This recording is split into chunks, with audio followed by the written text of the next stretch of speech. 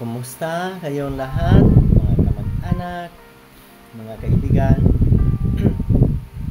Ang video natin mga kaibigan, ah, salamat sa magandang balita. Yun ang pamagat ng ating video. Huwag kayong aalis at marami tayong pag-usapan.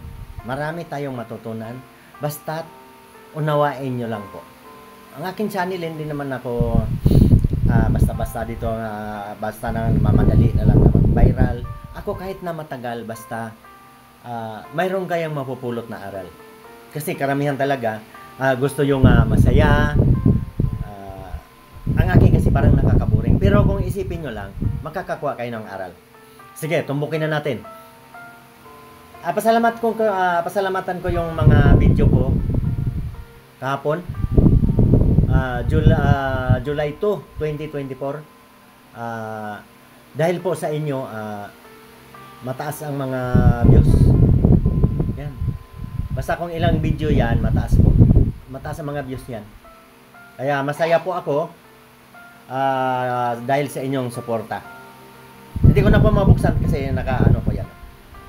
Siyempre, wala naman akong edit. Hindi ako marunong sa edit talaga. Ayun, salamat sa inyong lahat, sa inyong suporta. At higit sa lahat na pasasalamatan natin. Ang isang magandang balita. Ito mga guys, yung mga nangangarap na magiging vlogger, kagaya ko, baguhan. Pag nag-content kayong ganito, huwag ninyong banggitin kung ano man. Bukod sa aking mga video, may importante tayong pasalamatan. Yung bagong napili na magiging leader ng edukasyon. Hindi ko na banggitin yung tanggapan niya. Maging leader ng edukasyon, maganda po ang kanyang performance. Kasi konektado yan dito sa mga video ko, mga kaibigan. Kaya kami nakapamasyal dahil po ang aking mga anak tapos na ng college, ang 4 at ang yung 2 nag-aaral ng college. Connection ito sa ating pasasalamat sa bagong leader ng ating edukasyon. Yun po talaga ang nakasalalay po sa pag-aaral. Sipag sa pag-aaral. Ay hindi yan nakukuha sa sinasabing magmamalaki ka na ako, matalino. Kailangan matalino at saka masipag magkasama at makadiyos para po pagpalain po. Kasi marami din pong matatalino na wala naman sipag at hindi pa masunurin sa magulang, hindi po nagtatagumpay. Ayan ibig sabihin na pasalamatan natin ang ating bagong napili na leader ng edukasyon. Yan sa mga mag-aaral, mga magulang. Pero hindi po pwede na mga magulang iasa na lang natin sa mga guro. Kailangan po subaybayan po natin din ang ating mga anak. Kagaya po sa amin, nag-aaral kami. Ako grade 1 lang natapos ang mga teacher hindi hirap nung araw. Kasi tinuturuan na ng magulang. Sa bahay pa lang anak, sumunod ka sa iyong guro. Tapos sabihin naman doon sa teacher, kung tong anak ko, kung matigas ang ulo, sabihin mo sa akin. Ganun po noon. Kaya po ngayon, malaki na po ang kaibahan ngayon. Kahit sino man na maupo ng leader dyan, kung ang ating mga anak ay matigas ang ulo at ini-spoiled pa natin, malabo po makamit ang tagumpay. Ayan po. Ayan, family picture. Mga tapos sa pag-aaral at yan.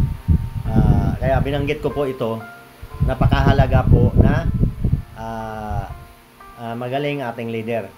Magaling ang ating estudyante, magaling ang ating mga guro, magaling ang ating mga magulang. Ang totoo nag-umpisa sa magulang. Nakuha nyo na. Ang pagpalaki ko sa aking mga anak, ginagabayan ko talaga. Palibasa ang trabaho ko, dito lang ako sa bahay. mananahi kami. Ang aking mga anak nag-aral lahat, di ba? Umpisang elementary, high school, college. Hindi yan naranasan na makipaglaro doon sa makipagharutan doon sa kalsada sa mga bata.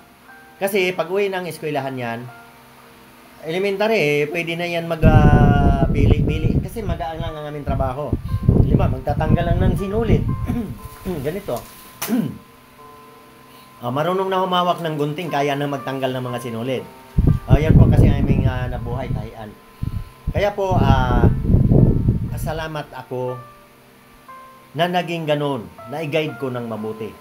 Kasi ang mga bata, pag ginaid mo, magulang, tapos sumusunod sa teacher, magiging magaling talaga sa eskwelahan yan. Di ba? Kasi kung turuan mo na kaagad na, kasi po, may video din tayo nung nakaraan na kaya matigas na ang ulo ng mga bata, ini-spoiled ng magulang. Hindi, nung araw wala. Talagang sabihin talaga sa amin, sumunod din sa teacher. Sana ngayon, hindi man, kahit sino man ang maupo dyan, sa leader ng ating edukasyon, kung ang lahat ng magulang ay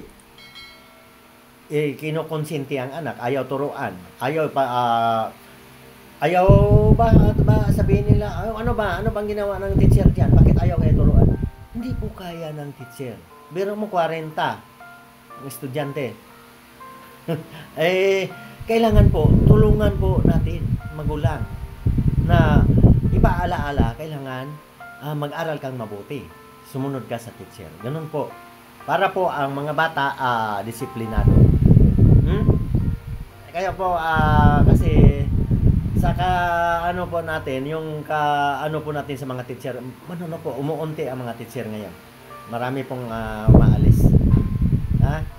Sana ayan mabago na yan ngayon, bago na ang ating leader at magtulungan ang magulang at ang estudyante. Para po hindi po maubos ang ating mga teacher. Magtatrabaho na lang ng iba yan, mag-opisina na lang yan, kayang-kaya yan eh.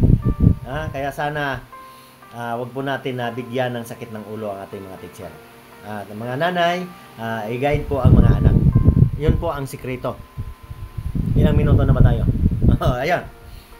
Kaya connection yan, kaya nagtagumpay ang aking mga anak sa pag-aaral. Dahil po, ginaid ko ng mabuti yan. Walang laro-laro yan. Pero ngayon, na nakatapos na sila, bahala na sa kanilang buhay. Kita mo, namamasyal kami. Kasama na ng mga apo, ang saya na. Kasi magaganda ng mga trabaho eh. Kami, nung mga maliliit pa sila, kaya wala akong pangpasyal ng ganun. Kasi, wala akong pinag-aralan.